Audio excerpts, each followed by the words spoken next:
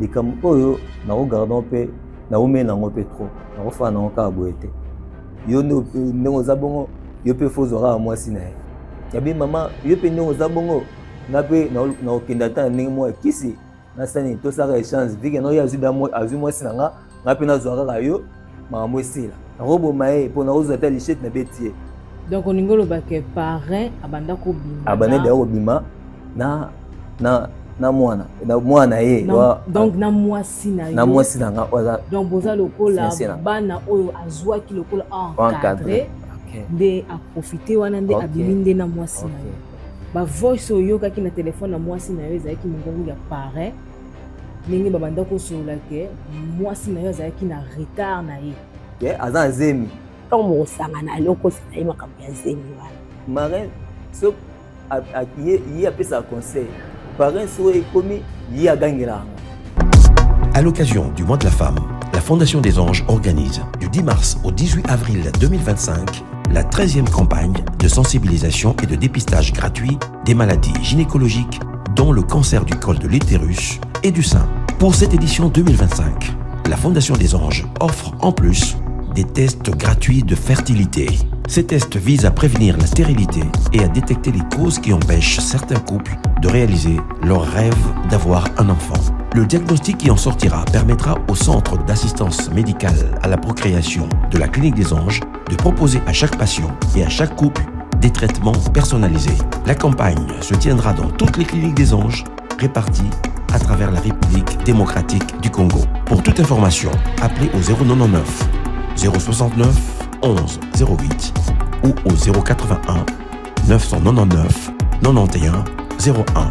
Merci d'indiquer à l'accueil le code campagne ci-après P1244. Toutes les personnes que vous allez voir dans cette émission sont des véritables témoins. Elles rendent témoignage de leur propre histoire de famille. Nos histoires sont donc réelles et sont racontées par des vrais témoins. Personne n'est parfait, dit-on. Mais l'histoire de famille que nous allons recevoir aujourd'hui va vous horrifier. À la base, un projet de mariage qui a été profané et brisé par ceux qui étaient censés encadrer le jeune couple. 4 familles ont été divisées et broyées dans un contexte où se mêlent trahison, convoitise, adultère et vengeance. Nous allons tenter de recoller les morceaux. Mesdames et messieurs, voici Eric, Chacha et Emmanuel.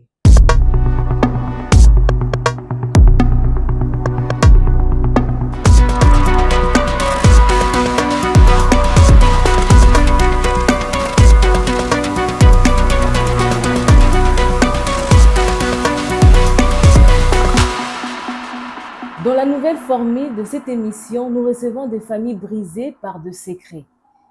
Nous écoutons le point de vue de chacun et nous tentons de renouer le dialogue entre eux. Le cas que nous traitons aujourd'hui est celui d'Eric dont la fiancée est sortie avec le parrain de leur mariage, avec des conséquences désastreuses.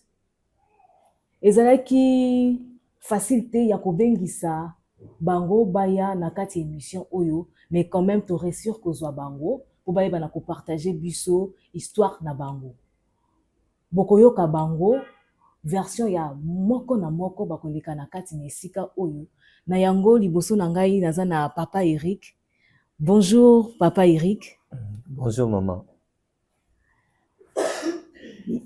Yebisa biso papa Eric. Avant toyeba na kobanda émission oyo, bato bazotala yo na moment oyo, soko koki ko se présenter liboso ya balandi. Nabengami na kombo ya Eric Mbonze Matoze. Oza marié? Non, marié te. Nazara célibataire, mais nazana moi concubine de baloba. Papa Eric, histoire na yo eza histoire moko ya mawa, balandi bako landa yo na moment oyo bakozala choqué na likambo koloba. Mais yebisa biso ni nango lekaki po oningaki obala bobanda pe kolanda pe ba formation ni nango lekaki po na vie na yo yeba na kozala boy. Merci beaucoup pour na maloba. Lisolo o na linga vraiment robeta ngo mingi endate parce que eza lisolo mo ya pasi mingi o nga na lobaka eza pe moi partie ya formation epesamela ye nga na vie mpo nakoka kopase na bamoma moko boye oyo naleka nango. ezaka nde bagene biso bagene nde tozalaka ke jeune moko aza na ndako na ye adebreyaka moke moke mwa kobima nakokutana na fille moko na nkombo ya Sakina nde tobandaki kovivre ne maleme wana etanke baconcubine nde balobaka ya tobandaki malembe yakokoma na moma moko keno tosoye maintenant vu que non tozalaka déjà naza na posa nabima no epa na bino mais na pensée na nga naza na posa keno toke mosika naolingaka te keno tosuka na fiançailles oyo baka prédote biso prédote nde tosoye na mwasi bandimi après kane koluka wana mbongo esanga tokangisi mwa mbongo na miye moko pe mwasi na côté na ye pe vike no azoteka mwa biloko na ye mwa muke asungaki na ye ngai eteke mobali na ye mais une grande partie 90% nga mona asalaki 10% ye asalaki na oyo tosangisaki na par rapport à pensée na biso natindaki lettre famille esalaki lettre ti na famille ya mwasi nde tolekaki na procédé ya prédote mais nalingaki te keno elekana na bafete ndenge baninga mosusu basala yango ya bafete moko ya makasi nalingaki eleka les deux familles bakutani basololi tosengi fartier mwasi mpe akomoya na ndako oyo osala mosala kande eteke no bafiancé nde bazalaka ekomi mpe take nga mobali naosa cope mpo nga aseli cope nyonso nateki papier mouchoir nateki meme mai nakombi meme moto bomona entre temps naotanga naosala cope naoprépare mariage tosomba bilo maleme par rapport na nde basengai na fartier ekokoma na temps moko basi kaka nde bazalaka bino kaka basi nde bozalaka par rapport à caractère ya mwasi comment quand même moi comment loa moko changer moke soki caractère taka bino basi nde so mobali akoma suspecte yo so agangeli yo kolinga komatisa voi mpo nga alinga bongo te mpo nga mutakanda mokuse mpona koravuma kolobaloba mingi te omona so asali bongo natomboki na bifike no tozopusana malembe tozosomba biloko malamu toluka baencadreur oyo bakoencadre biso na mariage na biso na temps oyo nyonso ti tokoma tosala makambo na biso tokokisa rêve na biso toza nango donc ndenge ozoloba baencadreur elingi elobake baparrain baparrain basunga biso par rapport à baconseil ndenge kala ezala toluki mpe baparrain mpo nga na sepele na mama moko oyo toza kosambeni vraiment église moko ma Charlène po mama wana vraiment mpona nga aza mama apena mama oyo toboyi te bato mosusu azanga mabe na bango te mais mama wana vraiment aza pena mama nde na sepele na ye tokende koluka bango po biso nde tokende vers bango toke vers bango tosoli na bango keno mama biso tosepela na bino sosi na biso eza keno ndenge bino bozala na couple na bino mpe bosala nini boencadre biso mpe à la longue tokoma lokola bino tosololi mpe ndenge ezalaka kaka tosololi bango mpe basepelaki babi ça va c'est bon tokoencadre bino bokoma ntina suka tosunga broma bino maleme mpo batuna biso mpe po nga na bordaye bango keno par rapport ya fartier toalela mwa une grande partie déjà tosali bilo mosusu tosombaka malembe tosomba malembe ti tokokisa biloko na biso bango basepelaki mpe teke bana soki mwa matata eleki na mwasi apesa rapport epa baencadreur napesi akende na baparent et comment non que avec sa rapport et pas encadrer peut obenga biso conseil ka ndenge za spécifique conseil batalisa biso que non omoni pour mangana bino qui est bien bo 500 nzoto te na mwasi bo 500 nzoto te wana conseil wana ewutaki epa nani pa parrain bango mibale parrain na marraine ka bango mibale pourtant tokende koaborder bango non bo 500 nzoto te ti bokoma na ti bobalana nde après wana etali bino biki no conseil pe ya ba parrain papa tolanda mpe tomola mpo loanga na omolanda mpe nzela wana même ye mo mpe te bapapa babaki boye bapapa ça va c'est bon pour des fois ezala koarrive nga mpe eteke jeune mobali ke jamais tokofandaka boye esenga mpe fo na nsima ta mama boye te kosimbanga te papa alobaki bamama balobaki kosimbanga te ale tofandaka ekomai na ta moko ka mwasi basi bino nde bozalaka po partir asotaki mwa moke basi nde bozalaka mwa baincompréhension ekomaki poviki nanga mpe nabimaka na nga nakenda mwa cope mwa nini nazongi mwasi so aye mwa bacaractère moko ya kitoko te nabi comment mwasi akokoma na niveau ya po liboso mwana azalaki boye te ndenge achange boye seke ya eloko mo boye eza na nsima na ye nayebi te soki na ntango wana mpe ezalaki azwaki mpe mutu mosusu libanda wana ayebaki te yabi te vike no mwa telefone yango android mpe mwa connaissance moko okota ezalaka nayebi te bono fo natiela ye comment dirais enregistré ça osali appel na ye esalaka nini ekota na kati ya telefone so asololi etika na kati ya telefone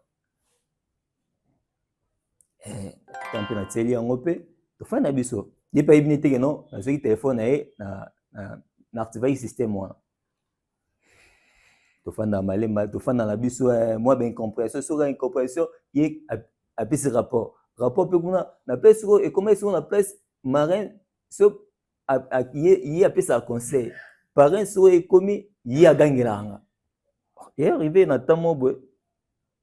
kaka nde na seka ntango atia enregistré wana nazwi telefone ka ndenge ayaka na ndako nazwi telefone po ngai ebe deja elo nini natiaki na kati nakoti nameka na kotala bappel oyo ya soyisoli nango micro po azalaki ya chaque jour te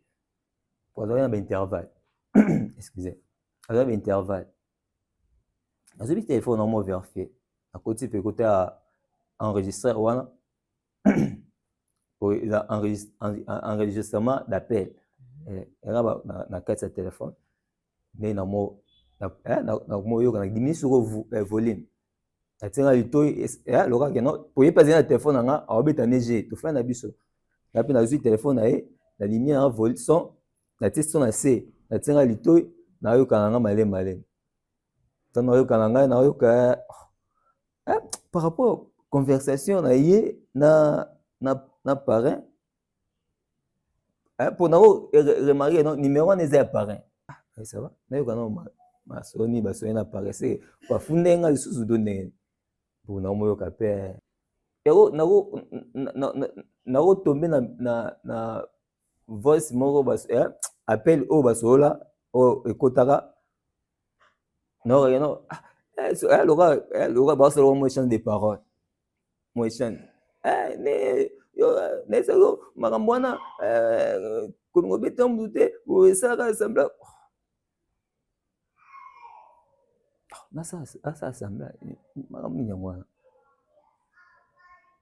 esava na aposa na mona asala sembla se makambo ekomi ndenge mosusu nakomosuspecte etake mobali po ye aza mwasi po par rapport à caractère na ye na makambo oyo akoma kosala esimba su te na ndenge azalaka liboso eyebanana te po namboki no mwana oyo achange vraiment ata mo sala mo lelo mo nalia ate nga zanga olemba boye nde na ye boye esinga funga fanda boye yaya nga ona alete na dimai banda tongo na ye bunda na ye luka ne na ye boyesika osela ngamo eloko na senalia ote sumaka pesa na ke sumba malewa mais ça va c'est bon pour na boya péter des fois par rapport ngamo ni na suspect na des caractères ni comment changer dès comment il changer et ça va c'est bon et prompter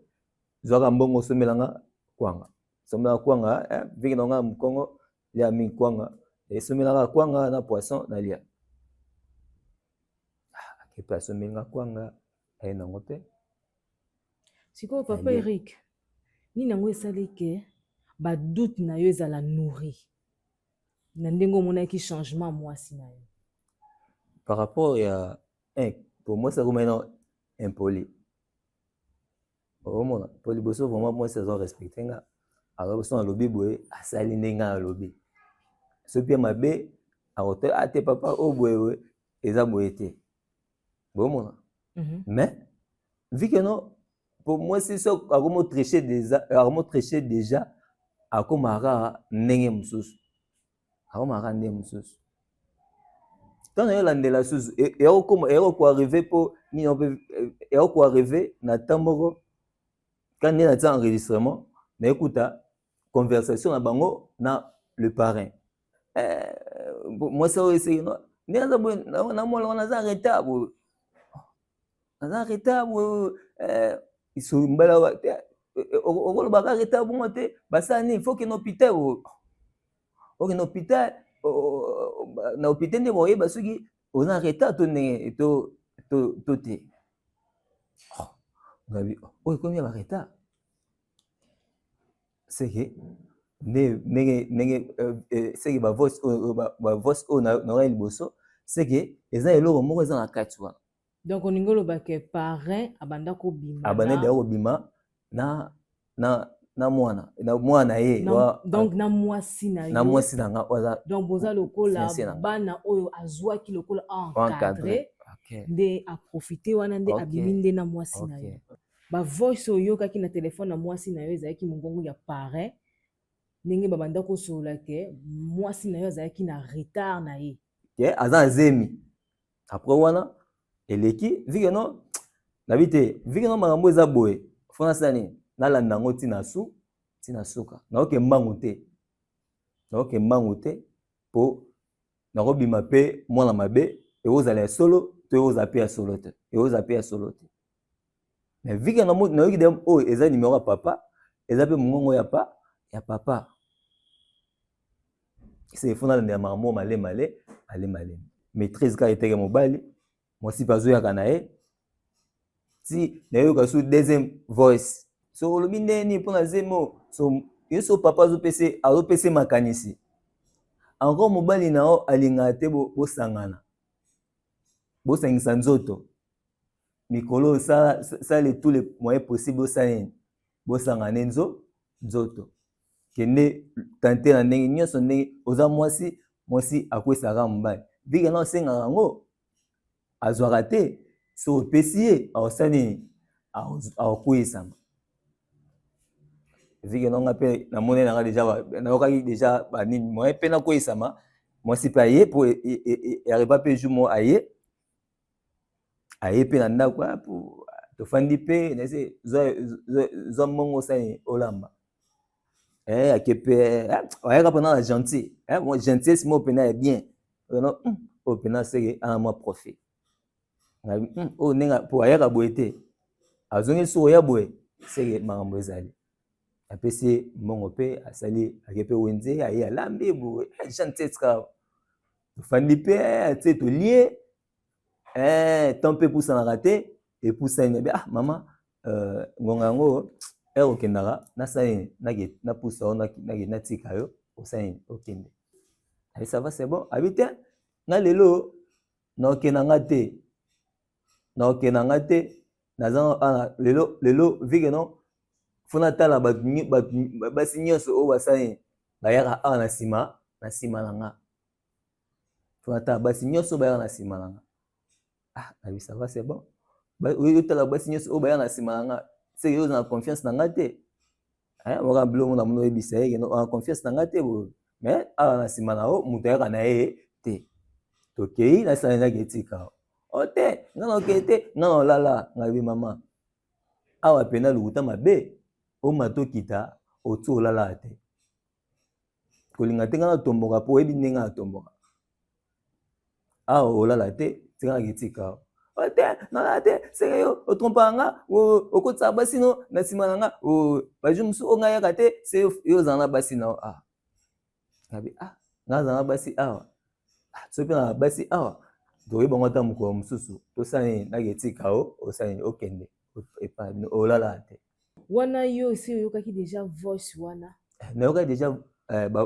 voice oyo ayesaki no bo paka yebisaki no keyeta nte mobali na yo nayesaki no olala awa te po yo olala no liboso awa te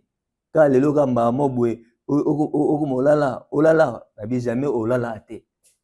nabi tokei na ketiko mpo oyebi bien ndenge nazalaka na boye na nsimo na nzoto tokei na ketika o mpo okepesa so rapport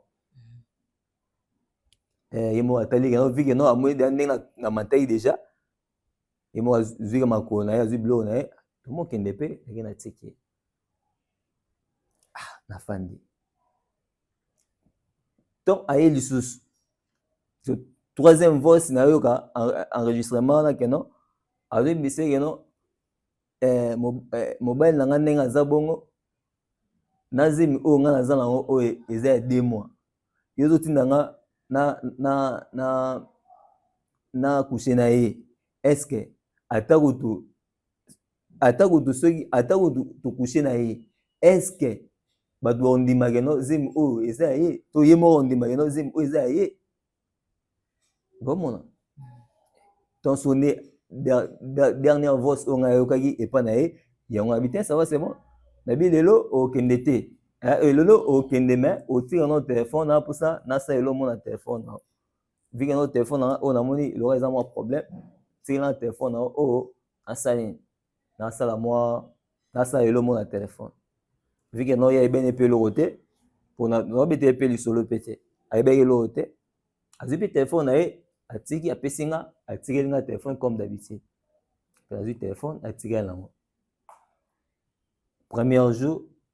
aye te deuxième jour mpe aye te mais na bajour oyo ayaki te wana tant tolamuki lobi nabi te likambo oyo nakogardon mpe naomeli nango mpe trop nakofala nango kaka boye te même bato wana nakomeli mwa bestoma banini mwa motema pasi mwa batension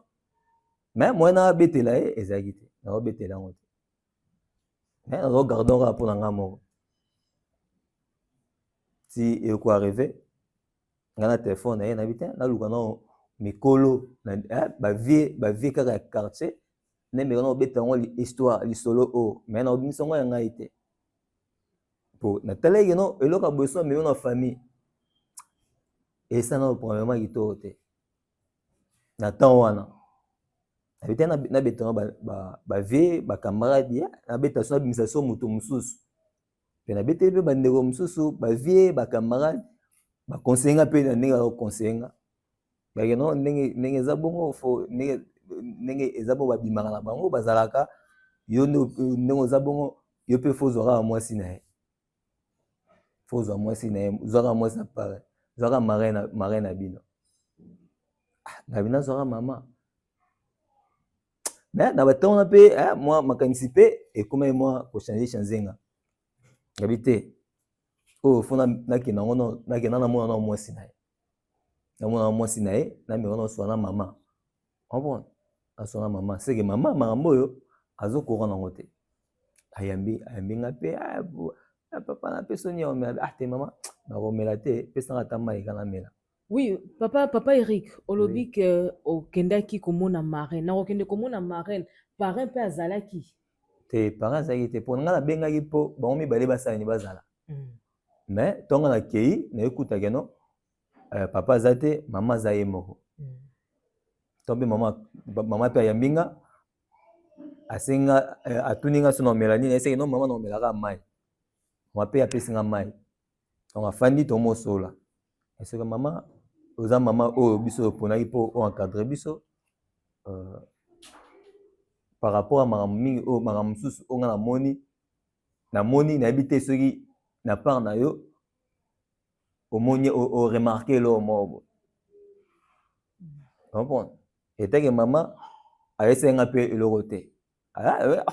eloko nini oyo o remarquer eloko nini oyo zanango lisoni yo zanango oyo moni ya mabe habité na lisolo mo concernant papa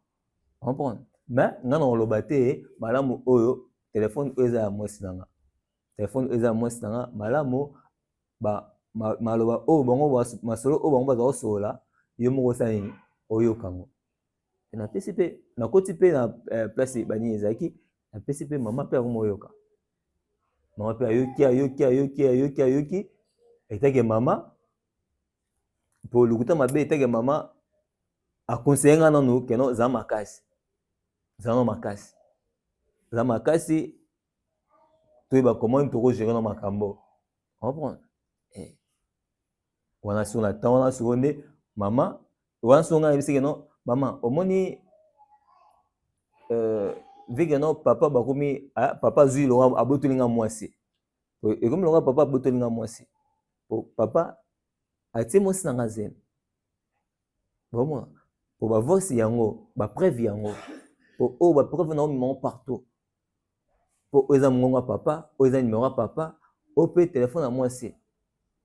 yabi mama yo pe ndongo za bongo ngape na okenda ta ndenge mo kisi na sani to saka échange vike no ya azu mwasi nanga ngape na zo kaka yo makambo esila pour vike no ba misa pe ba vebe ba conseiller ngape déjà faut ozaka pe mama zora mwasi ne abi vike no ngape funa zora mwasi abi mama ata so esinga keno na ke luko ta ndenge kisi bona ozote mama na zo pe na ndenge kisi malika na lobaki wana o nyeso na lobaki tana zongaki eteke mutu na bi o makambo na kota mama est-ce que mama za makambo na koza pe mama mais na ndenge mama azaela na ndimite makambo nyoso yo ya sani ayebi yango comprendre na yebi te so ayebi yango so ko yebango na yebi te so sa sembla abomba mbai na ye po babalana déjà komona na yebi te siko bozwa ki solution entre yo na mama marraine pour na secret wana obomonaki so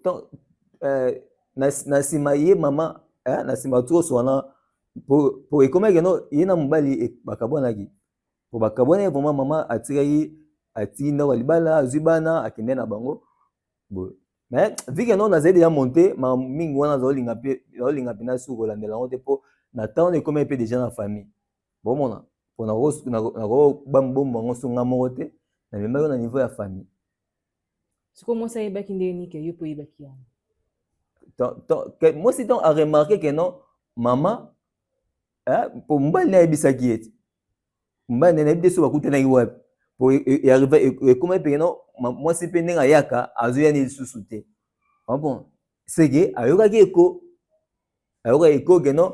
se basole na mobali na ye bongo ke non se makambo yindi eyebani déjà bomona eyebani déjà po nayebi ke non arrivaki famille na bango bayeke non te biso oyebi kaka mwana biso na yo po bwana préparation bosala makambo na bino seke yo fubalaka mwana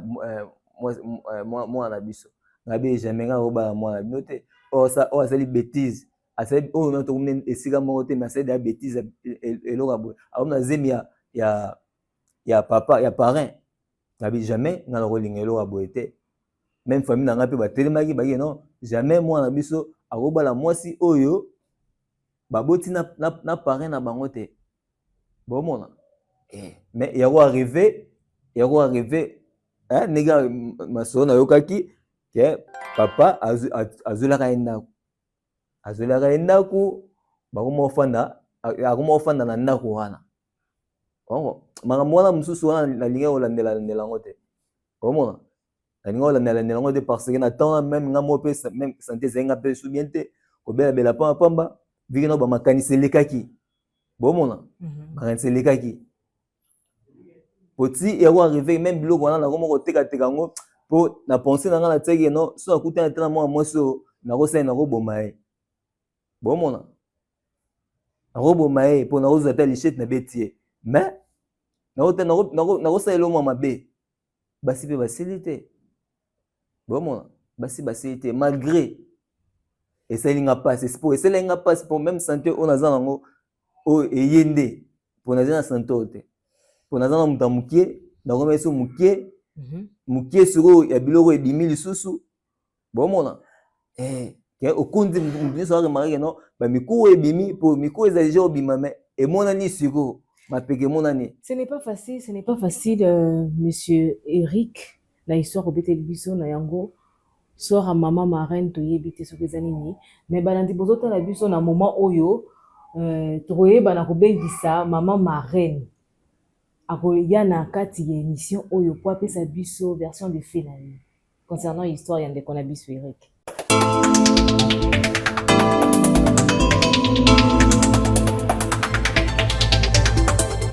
Bonjour maman Chacha. Bonjour maman. Oui, yo mutu ozalaki marraine ya ndeko na biso Eric. Zwaki bango po encadrer bango po bayeba na kobalana. Mais likambo moko eyaki libala yango esalamaka te. Donc par rapport ya likambo papa Eric ayaka nango de mobile na yo atiaka mwasi na ye zemi lokola fiole na ye zemi. Ndenge nini bozwaka likambo yango pe solution nini oyo ozwaka par rapport ya likambo yango ya monene oyo elekelaki na vie ya papa Eric? Bon, merci maman. Tozoka bango na mariage nde mibali ka nde bazalaka toyebisi bango ki ava mokobalana bosangana nanu te alors ke bango mobali nzoka azwa da mwasi na ye nga mpe nayebi te ezalaki kaka ke mwasi mobali na nga azobenga mwasi na ye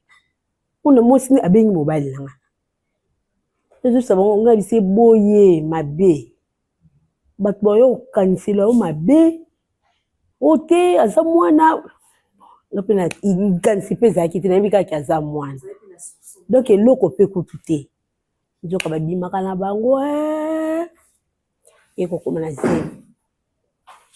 tanga ekokoma na zemi nataka be mwana Eric aye abengi nga na telefone yo mama nakoya na ndako nga bisava problème eza te bongo ya navandi na poka papa ye nayebiseki Eric abengaki nga abaki kelobi akoya na ndako aya te aya kosala nini nalingi awa te omoni ozalaki no na raison ndenge banda oyebisangaki nabengaka mwasi na ye te akomi kolobaki nga nabimaka na mwasi na ye nga bi estce moto alobaka bongo pamba o te alobi aya te akoya aya te lobi nalingi komona ye awa te asimi nzela mpe abimi lobi nango mpe mwana yaka na ye te leme aye nde tovandi toyena yambi mpe tobandi kosolola mama makambo nga nayelaki azwi telefone yoka bandi koyoka ndeti babandaki kokende na babare na bango tina ndenge bakendaka na bahotel na bango eye kokóma na zemi mwasi na ye ainsiste ka balongola zemi wana tolongola zemi wana obebisi makambo na ngai tolongola zemi mobali mpe aboyi o te kolongola zemi te sala kaka boye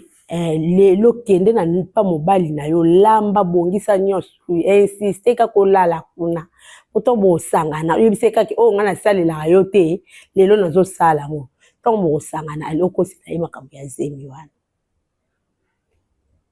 mwasi mpe mobali makambo nga naye koyoka makambo ya zemi wana antuka na kati ya ndako nasalaki mpena trouble makasi nakangi oyo yanga nazwi aliasi natikeli ye likolo ya mesa nabi bon lokola nga nakoki te kende kolatisa wana nazwi nabimi na nga na bana na nga tititi nde nakendaki ye aye kokende susu epo bapare na biso basimba biso ndeke koexplike bango makambo wana ake na eglise ake koexplike makambo wana na eglise bapare baye na ndako na boyaki en tout cas nasenga eka divorce naboyaki mpenza carrément naboyi bazolendisa kaka bazolendisa bato bazolendisa nga bato bazolendisa nga nazwaki kaka décision naboyi na nga mpo mobali azalaki nini na posa na ngai te soki azalaki na posa na nga nde alingaki kosala buzoba wana te wana aza mwana baye bango baye mwasi na mobali bamonaka couple na biso baye sikoyo ekoma lisusu ntina bongo ndenge nini aboyaki malendisi kaka ya bato malendisi na mwana naza na ye moi jeune garçon soki ye papa ye nga na bimi soki kaka ye nga na bimi mona ye bavandi na bana mona tiki mbongo mpa bana ya simisela ake mwana mpe ntango azoya mpe azolendisa bato mpe église mpe bazolendisa bapare na biso mpe bazolendisa ngai titi ya ndenge mobali aye koloba na nga ye na mwasi baza esu te meze ya ye abota soki aboti nga comme ça mwana soki akolinga na récupérer mwana wana ye na mwasi wana baza lisusu te bavanda mwana aza na mwana moke aza na inanie nayebi te eske bakutanaka bie bakutanaka te me ya mobali mpenza na miniti oyo amizonga moto soko aye na ndako ndenge akovanda avandi ti lobi ndenge akobima nayebi te telefone mpa koma otikala maboko na nga osimba peut-être oyokanisa mabe omona bengi ngai yalobaki mwana apusana nde yango nga nazozela mwana apusana soki mwana apusani ale nga na récupérer mwana. Donc na minute oyo maman Chacha oza na confiance à mobali na yo naza na confiance na ye mpo nazomona ye ndenge azovanda na ndako mona soki aye afandi na ndako ndenge akovanda soki ayaki 17 ti lobi na ntongo ndenge akobimaki ye mpe na motema na yo mpe olimbisi nazalaka esu na problème na ye te bapare deja baloba na église baloba sikoyo na osala ndenge nini mibali tokosala kuboni. Maman Chacha, est-ce que yo olukaki to se rapprocher na fiole na yo? Bon, nga nalukaki ye akimaki amonana te sikoyo naoki koluka ye su ndenge l'église amonana te azaki songo amoni nga azokima naoki koluka sikoyo ndenge nga naozelaka mwana bayelanga mwana comme ça neti mobali ndenge alobaki na yango biso na ekipe na biso mobimba tolukaki toyebana kobengisa ye ayebana koya na kati na esika oyo est-ce que papa Eric okozala d'accord ya kokutana na ex-fiancé na yo na kati na esika oyo? Papa mama kokutane ke nini tosa nini ke nga na mama ata yo mo mwasa bongo ese nga nakofana so naswa na ye naswa nini po so ezalaki na ntango mosusu ntango na ekala so ezalaki no namoni mpo elo moko natikaka nango kuna natikaka machete me nanga kata ata machete bomona. Maman Chacha, est-ce que ozala na motema wana ya kolimbisa fiole na yo na makambo basalaka? Mama mutu atuli ombeli na motema aza da ndoki na yo aya azwi mbeli atio na motema so nazalaki na motema te ndenge mpe na boma nanga mpe bwi na libala mpe mpo nga moko na bomaki da libala aza kwa mutu moko atiaki nga da mbeli na motema namona ye akimanga mpona nini ayebiki asalanga mabe siko na tansi oyo amoni po wani aza da ndoki na nga so aoyeya so makambo na ye nayebi te bobengisaki ye aya awa to bokobengisa ye aya to ndenge na comprendre peut-être question kati mino so aoya akutana mama asenga mama pardon na makambo asala mpo nga nakolimbisa ye te.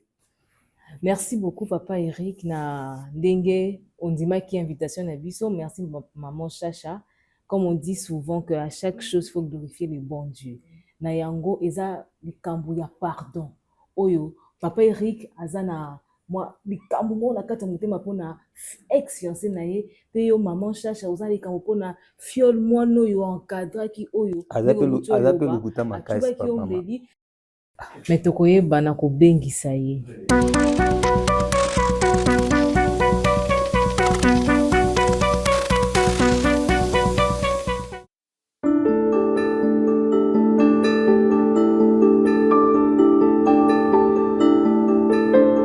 Le centre d'assistance médicale à la procréation est l'une des rares structures en RDC qui permettent aux couples infertiles d'avoir recours à la fécondation in vitro. Il est en innovation constante.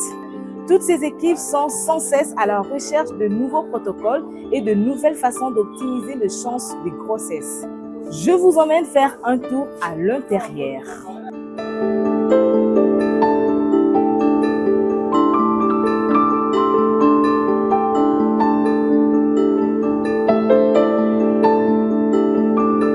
Je suis gynécologue obstétricien, fertiliste, donc je m'occupe de la prise en charge de couples infertiles. Je suis également administrateur président de la Fondation des Anges, qui est l'organisation qui gère les cliniques des Anges.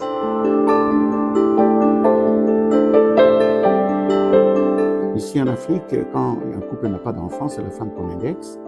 Et donc je vais leur dire que habituellement, tous les mois de mars, nous organisons des campagnes de dépistage de maladies gynécologiques. Et cette fois-ci, nous allons associer également les dépistages de couples infertiles et leur prise en charge. Donc c'est une très très bonne nouvelle.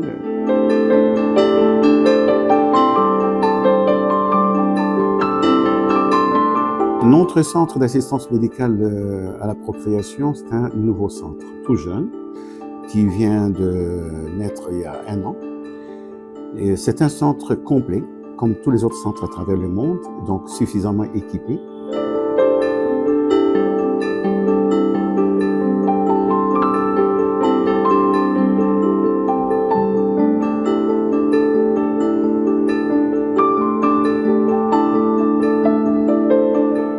Le centre d'assistance médicale à la procréation vient de naître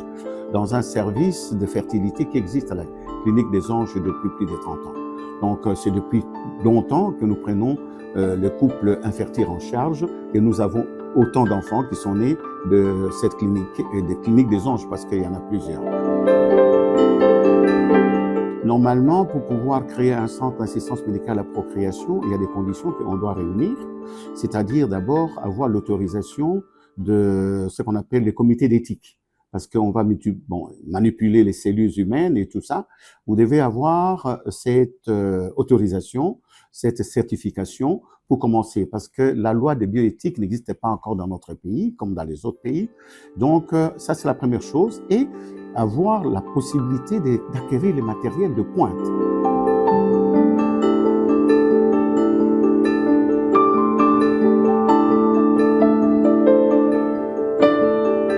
L'équipe est formée de médecins, des infirmiers, de laboratoires, des biologistes, de gynécologues et de psychologues, parce que c'est quand même une matière assez sensible. Je suis gynécologue obstétricien. Dans nos activités de routine de tous les jours,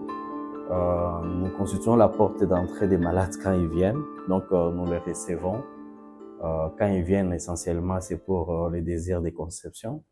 Nous les recevons et puis nous les screenons sur le plan clinique et sur le plan paraclinique. C'est-à-dire essayer d'identifier la cause de ces manques de conception, voir c'est depuis combien de temps les soins dont ils ont bénéficié avant de venir chez nous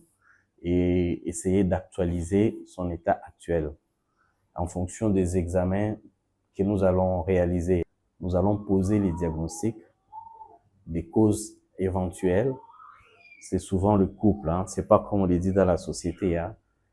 qu'il y a des causes qui peuvent être liées à la femme, des causes qui peuvent être liées à l'homme ou des causes mixtes. Et en fonction des causes de l'infertilité, nous allons orienter les patientes et les couples, c'est-à-dire vers une prise en charge. On peut diagnostiquer des myomes, par exemple. On s'est dit, bon, avant d'avancer, il faut les opérer. On peut diagnostiquer plusieurs causes. Donc, en fonction des causes, nous allons instituer les traitements. Pour le malade où la conception peut venir par la voie naturelle, on fait le suivi jusqu'à ce qu'il conçoive. Et pour le malade pour lequel la conception par la voie naturelle semble difficile, nous les orientons directement dans le centre d'assistance médicale à la procréation, pour soit une fécondation in vitro ou soit les ICSI, les injections intracytoplasmiques de spermatozoïdes, ou soit éventuellement pour les inséminations intra-utérines du sperme. C'est en dehors du corps de la femme que nous appliquons la technique de fécondation in vitro. Il y a deux manières de faire. Vous prenez les œufs, vous les mettez dans une éprouvette, comme je l'ai dit, et entre-temps, pendant que vous avez commencé à ponctionner, le mari doit venir dans un autre service qu'on appelle le service d'andrologie pour donner les spermes. Le travail ici de donner les médicaments, de ponctionner les ovocytes, tout ça c'est fait par les gynécologues que nous sommes et les médecins généralistes. Entre-temps, il y a une autre équipe qui est au laboratoire, c'est l'équipe des biologistes et d'embryologistes, et une autre équipe qui est dans un autre laboratoire pour préparer les spermes, ça s'appelle les andrologues. Il faudra que cette femme, naturellement, puisse avoir un ovocyte ou un ovule, mais que le mari puisse éjaculer plus d'un milliard, de spermatozoïdes pour qu'un seul d'entre eux puisse pénétrer dans un seul œuf que la femme a donné. Vous voyez? Donc là, en matière de fertilité, il n'y a pas de parité. Donc vous donnez un œuf, mais il faut des milliards. Maintenant, la technique nous permet de pouvoir prendre, pas tous les milliards, on choisit le meilleur des spermatozoïdes, quelques millions, et bien qu'on met ensemble avec les ovocytes dans une éprouvette. Et 48 heures plus tard, nous revenons regarder pour voir s'il y a un embryon. L'embryon est formé par le fait que les spermatozoïdes doivent pénétrer dans l'ovocyte. Et si nous avons un ou deux ou trois, nous sommes contents. Et ces embryons doivent être gardés dans des conditions qui, en fait, rappellent les conditions de la matrice, où les gaz sont mélangés de manière à ce que l'embryon en question puisse vivre. Donc, on le met dans cet appareil qu'on appelle l'incubateur. Et il faudra que quelques 5 jours après, nous puissions avoir un embryon mûr qu'on appelle blastocyste. C'est cet embryon-là qu'on peut remettre, on appelle la dame,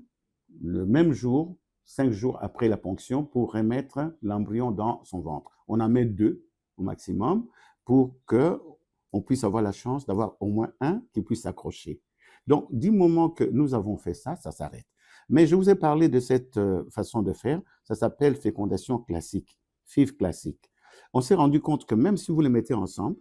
eh bien vous revenez, 48 heures plus tard, il n'y a pas d'embryon. Donc, aucun spermatozoïde n'a pénétré l'ovocyte.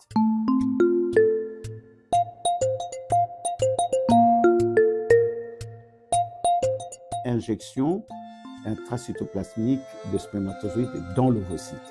Et c'était une manipulation, une erreur de manipulation qui a fait que, je vous ai dit tout à l'heure, on met les spermatozoïdes et les ovocytes ensemble, mais il faut de temps en temps essayer de nettoyer les ovocytes. Et ce biologiste-là a fait une erreur, il a trouvé par mégarde l'ovocyte. Et un spermatozoïde qui était à côté est entré dedans. On dit, monde. Et puis, il y a eu un embryon. Alors, on dit, mais pourquoi on passe le temps? On ne va pas le mettre là-dedans, on prend chaque fois on a un ovocyte, on prend un bon spermatozoïde, on l'injecte dedans. C'est ce qu'on appelle l'ICSI. C'est la dernière des techniques. Parce que tout à l'heure, vous avez dit que ce que vous permet de voir, de vous dire que vous avez la possibilité de pouvoir mener ces techniques avec succès. Parce que là, il y a des matériels modernes qu'on a achetés, que vous avez vu. C'est ce qu'on appelle le microscope inversé et ça vous permet de faire cette injection. Donc, si vous avez injecté 5 ou 6 ovocytes, eh bien, encore une fois, vous les mettez dans l'incubateur et vous revenez quelques temps après voir s'il y a des embryons. S'il y a des embryons, qu'est-ce que vous faites? Vous les mettez dans un réfrigérateur où on doit les congeler. Parce que les techniques que nous utilisons, les protocoles qu'on utilise maintenant, exigent que tous les embryons que vous avez obtenus, vous devrez les congeler.